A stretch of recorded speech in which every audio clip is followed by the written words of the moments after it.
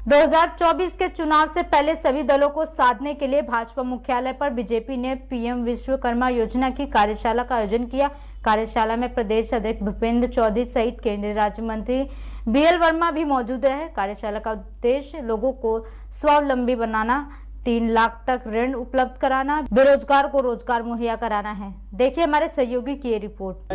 17 सितंबर को विश्वकर्मा जयंती के अवसर पर लॉन्च करने का काम किया है और ये पीएम विश्वकर्मा योजना इस प्रकार की है जो पारंपरिक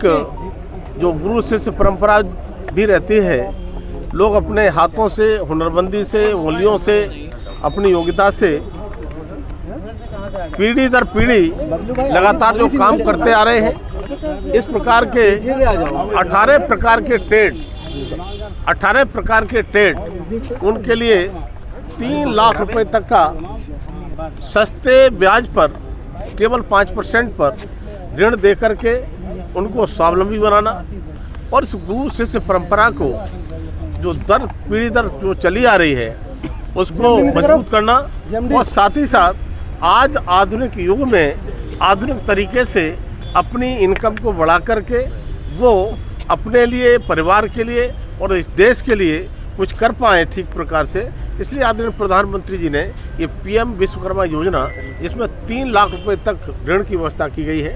और 18 प्रकार के ट्रेड हैं, उन 18 प्रकार के ट्रेड के लिए तो यहाँ पर इसकी कार्यशाला जिसमें आदरणीय प्रधानमंत्री मोदी जी ने इस प्रकार का जो किसी योजना का लाभ नहीं ले पा रहे थे ऐसे लोगों के लिए इस योजना को लॉन्च करने का काम किया है। उसकी कार्यशाला है और कैसे नीचे तक ये इसका लाभ पहुँचे और जो ज़रूरतमंद हैं इस प्रकार के उनके लिए हम ठीक प्रकार से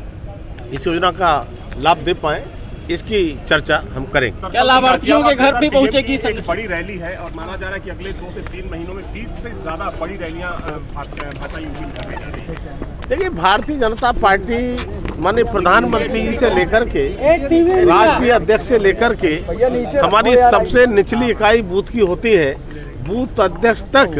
अगर 365 दिन लगातार काम करते हैं, बिना छुट्टी लिए काम करते हैं, तो भारतीय जनता पार्टी के कार्यकर्ता काम करते हैं और यह संगठन का काम लगातार, क्योंकि मैंने संगठन का काम किया है, मैं जानता हूं, इसलिए संगठन का काम भाजपा के कार्यकर्ता चाहे सरकार में हो चाहे संगठन में हो निरंतर करते रहते हैं।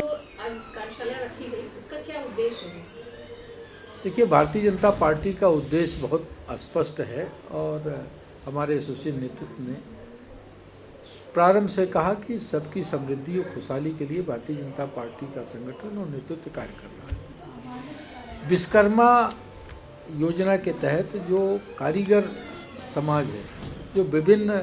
क्षेत्रों में जो दक्ष हैं, चाहे वो लोहारी हो, बढ़ईगिरी हो, राजगीर हो, इस तरह के तमाम सारे क्षेत्र हैं जिसमें कामगार लोग काम करते हैं, शिल्पकार काम करते हैं। उनकी समृद्धि और खुशहाली को लेकर के जो योजना है, उनकी समृद्धि और खुशहाली के लिए पार्टी के कार्यकर्ता उनको जागरूकता लाएंगे। सरकार उनके लिए योजना ला रही है कि वो 3 लाख रुपए तक का उनको ऋण मिलेगा और बहुत सारे एक जानकारियाँ उनको ऐप के माध्यम से मिलेंगी। उनको रोज़गार भी मिले, उनकी रोज़गार की वृद्धि के लिए वो कुछ करना चाहते हैं तो उसके लिए भी अवसर प्रदान करना और विभिन्न जो सरकार के कार्यक्रम हैं जिनसे उनको लाभ हो सकता है उनको उन तक पहुंचाना, ताकि जो ये कारीगर कामगार समाज है इनकी समृद्धि और खुशहाली हो सके।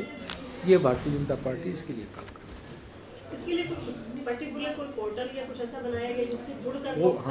पोर्टल भी इसके लिए बनाया जा रहा है ताकि उस पोर्टल के माध्यम से उनको जो तात्कालिक जानकारियां हैं, उनको कहाँ काम करने के अवसर हैं, कहाँ उनको रोज़गार के अवसर हैं और क्या उसमें नई नई जो जानकारियां हैं, इसके साथ साथ उनकी प्रतिभा में भी और निखार के लिए जो कार्यक्रम है वो सारी जानकारियां उसके माध्यम से मिलेगी। अच्छा, इसी के साथ एक क्वेश्चन और होगा हमारा कि आजम खान जी को जो भी सजा हुई है उस पे आपकी क्या प्रतिक्रिया है जो कोर्ट ने आदेश दिया? देखिए, आजम खान साहब वरिष्ठ नेता हैं सपा के, कई बार विधायक रहे हैं, कई बार कैबिनेट मंत्री रहे हैं उनकी पत्नी भी प्रोफेसर रही और लड़के के जन्म प्रमाण पत्र में जो बदलाव किया गया, ये कोई इनोसेंट आदमी तो नहीं है, उनको सारी जानकारियां हैं, उसके बावजूद भी ये किया। वो नियम कानून के भी जानकार हैं और वो सीधा कि ये वायलेशन है आचार संहिता का। और स्वार से जो चुनाव लड़े थे 2017 में, उसमें जो नवाब काजिम अली साहब से वो हारे थे कांग्रेस के, उन्होंने उनके खिलाफ पिटीशन दायर किया, उसमें उस आधार पे वो अयोग्य घोषित किए गए थे। तो ये तो न्याय का तकाजा है और न्याय का जो तकाजा है, अब ठीक है कि उनको सज़ा मिली है तो जिसको सज़ा मिलती है वो उसको तो लगता है कि उसके साथ गलत हुआ, लेकिन कानून की अवहेलना सामान्य व्यक्ति करे या विशिष्ट करे, कानून तो सबके लिए एक है। प्रजातंत्र में, लोकतंत्र में कानून वो शीर्ष पे बैठा किसी बड़े पद पे बैठा व्यक्ति हो तो या सामान्य से सामान्य व्यक्ति हो तो सबके लिए कानून भी एक है और न्याय भी एक है। तो इसलिए वो न्याय का तकाजा है।